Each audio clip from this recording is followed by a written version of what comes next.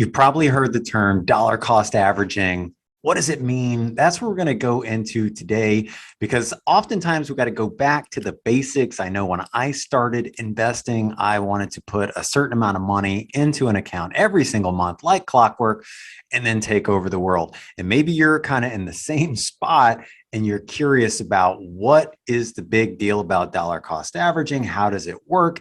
And then what can you potentially expect down the road? Hey, I'm Luke Downey. Here is another edition of Lessons with Luke. I've been investing for about 20 years. I just want to make you a better investor. So make sure to like and subscribe to our YouTube channel. Here we go.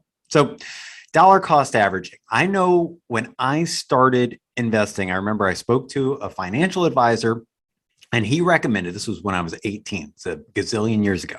He recommended that I take a certain amount of money that I was comfortable with and putting it into a brokerage account every single month, like clockwork. And usually I like to think of the number that I started with. I think I started with $200 per month. And then what we did was we set up a plan to dollar cost average. So basically to buy a portfolio with that money every single month. So I know that I put money into some Lord Abbott mutual fund. It just focused on US stocks, but imagine you were doing that on something broad like the S&P 500. Okay. The idea is with dollar cost averaging, you're not buying the low, you're not buying the high, but you're consistently, and that is a key word with investing. Long-term investing is being consistent. So every single month, taking that amount of money that you feel comfortable with, whether it's $100, $50, $500, it doesn't matter. You're going to put it into your account, and then you are going to have it invest however you want it to invest. So back in the day, you used to do mutual funds. Now it's more popular to do ETFs.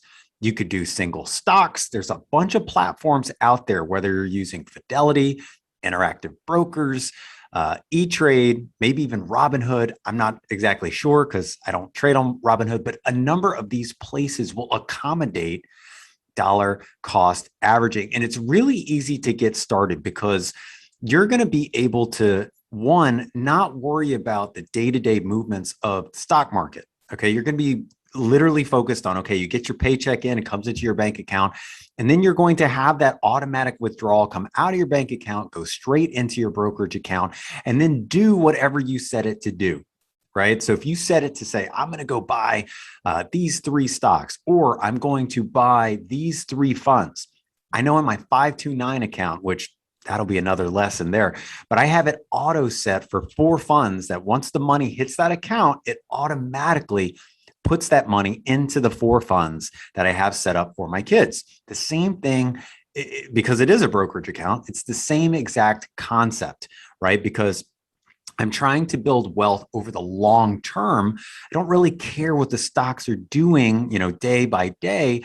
All it is I know that over the long term, if I continue to buy and reinvest into American companies, the good ones, the main ones, the big ones, chances are that account is going to grow over time. And so that is what you're doing with dollar cost averaging. It is a great tool to building wealth, especially if you're young, but it's all about being consistent, not trying to be a hero. And then at the end of the day, years later, you'll probably have something to show people. So what I want to do is go through an example that you guys can do. And I love going to investor.gov. They have this cool compound interest calculator, right? So look, we're talking about dollar cost averaging.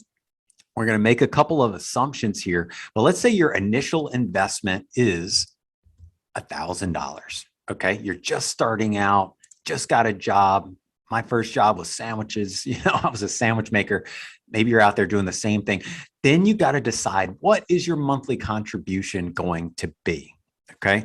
I think I started out with $200.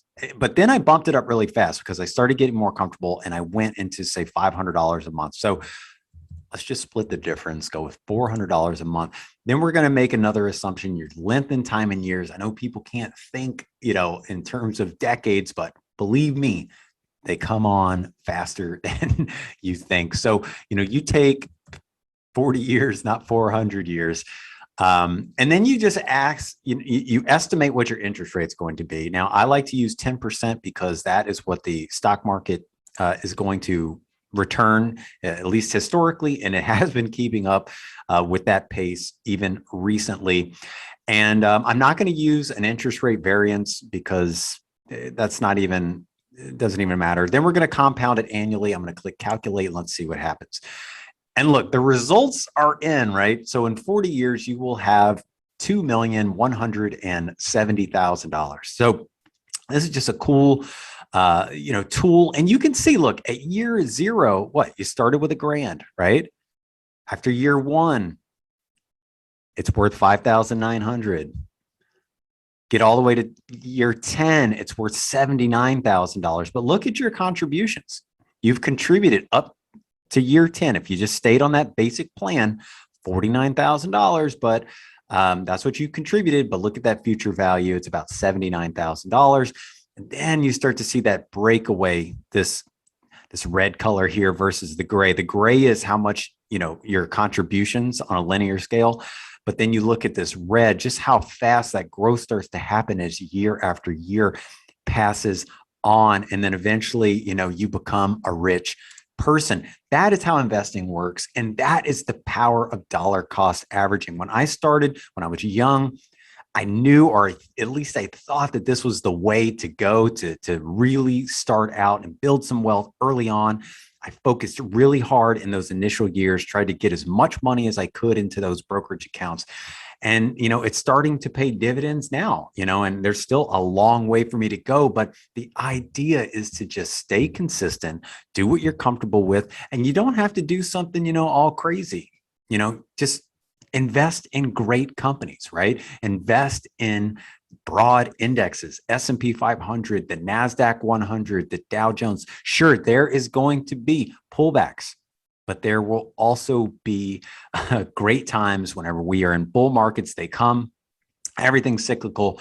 But again, stay focused, stay committed, and that is how you win over the long term. Dollar cost averaging is hard to beat. So if you're not doing it, you should think about it. You should consider it, because you might be leaving something on the table. And that is your lesson. And I'll see you next time.